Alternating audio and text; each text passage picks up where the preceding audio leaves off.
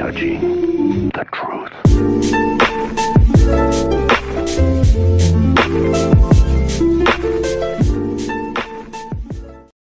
DVD release. And wham! Straight into the action. No fluff or anything. That's what we did back then. Crash-landed ship. Out pops our hero, the fearless Dick Starspeed.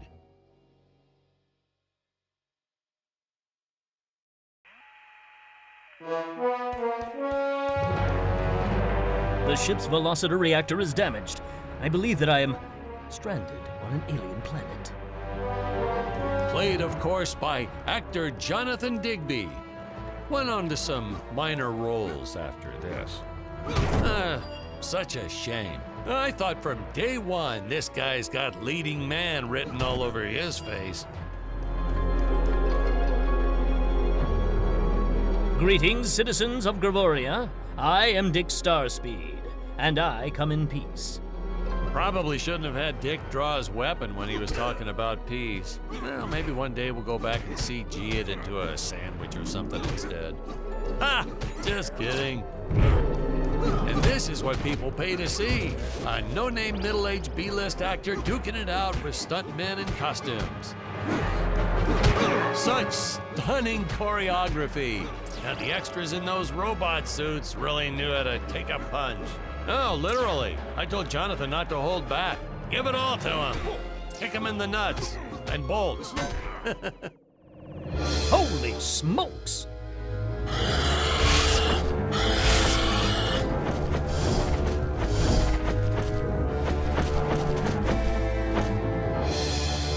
If I land squarely on that grain silo, I should survive this fall unscathed. Well, I shouldn't say this now, but you could actually see the strings if you squinted hard enough.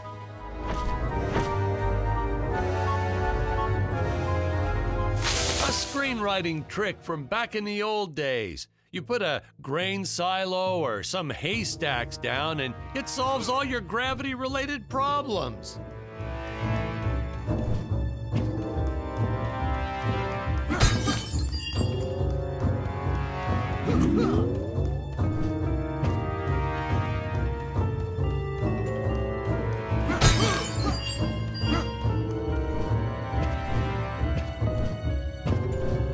It appears some of my equipment was lost when my ship was shot down. But what luck! This high-tech scanner reports that my ray gun is nearby.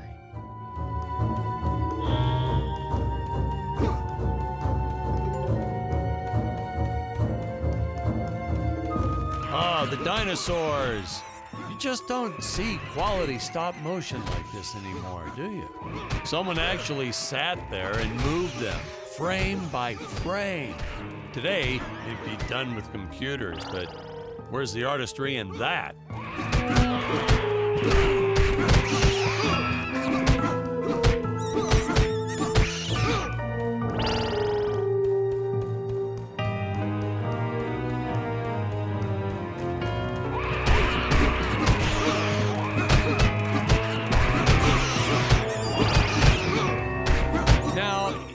The trees here look a little plastic.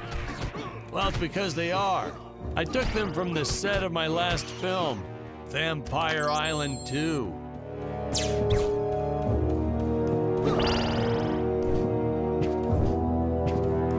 We got our fair share of nasty letters from scientists complaining about our portrayal of the dinosaurs. Was news to me. Apparently, these stegosauruses weren't meat eaters. Must have preferred shellfish or something. Wow, how do they know? That's what I say.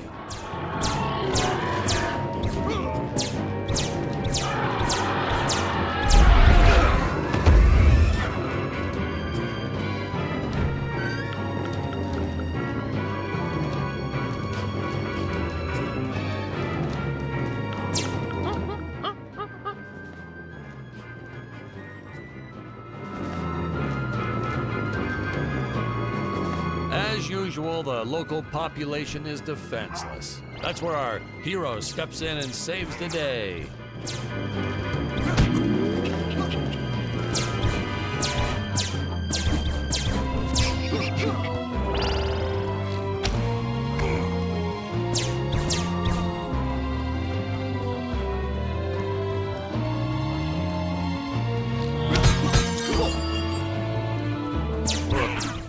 put Jonathan through a lot shooting this film. He wasn't the best actor, especially when reacting to getting hit. He's what you call a flincher. So I told the stuntman to really just go to town on him. It's the only way to get an honest performance sometimes. Our props master tried to make the weapons soft, but there's only so much you can do. Lucky for us, Dick's entire body was covered in that spacesuit. That thing was a lifesaver when it came to hiding bruises. You'll notice the gold disappears when Dick touches it. We had a deleted scene that explained he's actually teleporting it back to his ship. It's funny, no one ever questioned how Dick was able to walk around with an infinite amount of gold on him.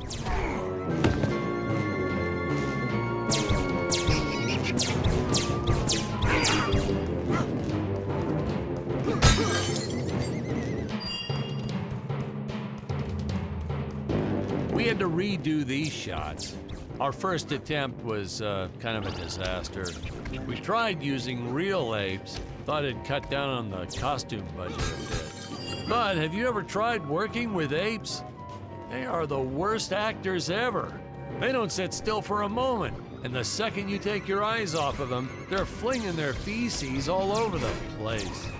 Jonathan refused to work with them after he got, well, let's just say that he had to take more than a couple of showers one day.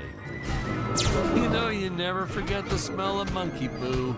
We steam cleaned the studio top to bottom. Still never got rid of it entirely. All through the rest of the shot, we kept finding those little surprises hiding inside various props. Boy, were those the days.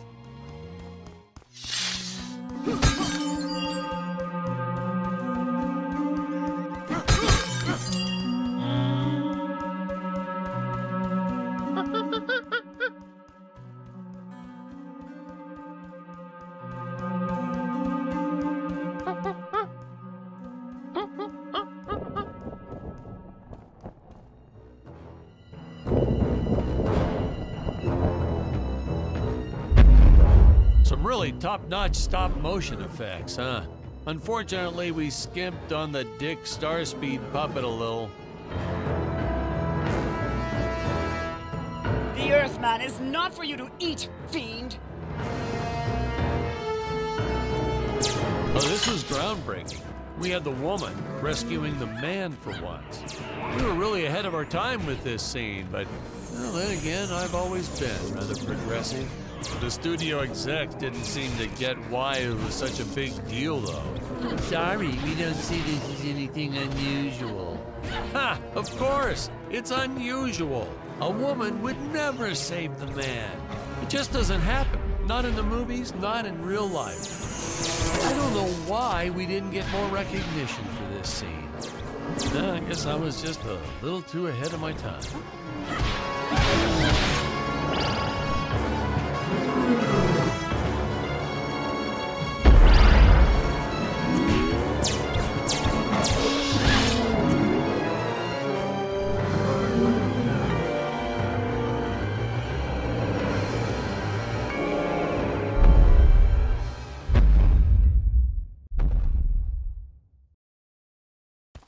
Thank you for saving me, strange woman.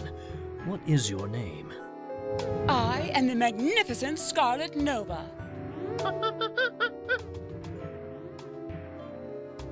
Do not question my motives. Just be happy that you are still alive. I must speak with my father at once. I shall teleport to his chambers.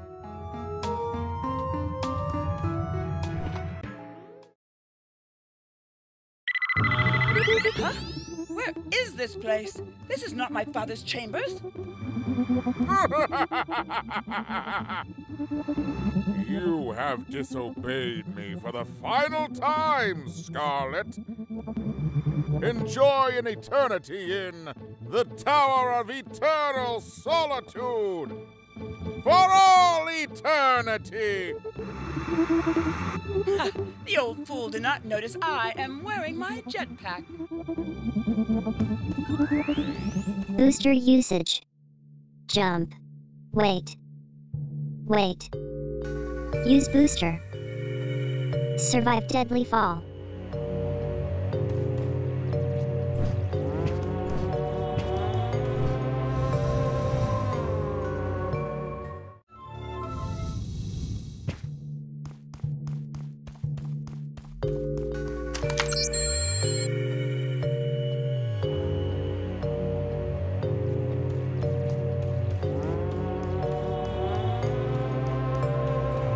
Scarlet didn't quite realize she needed to shoot those energy orbs down below. Keep in mind, Stacy was doing this on a soundstage, okay?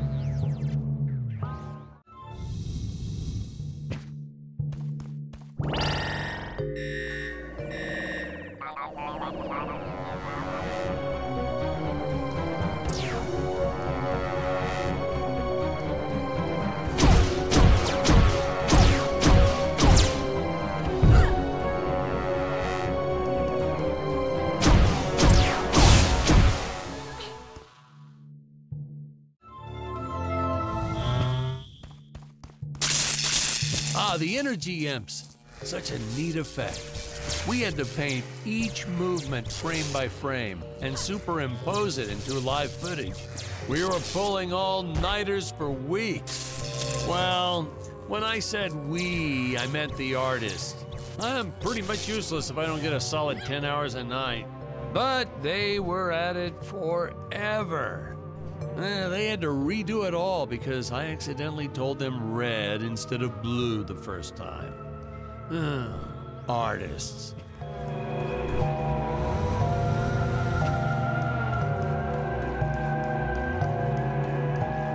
Curses! My father revoked my access to the teleport terminals. I shall only be able to utilize the ones I activate manually.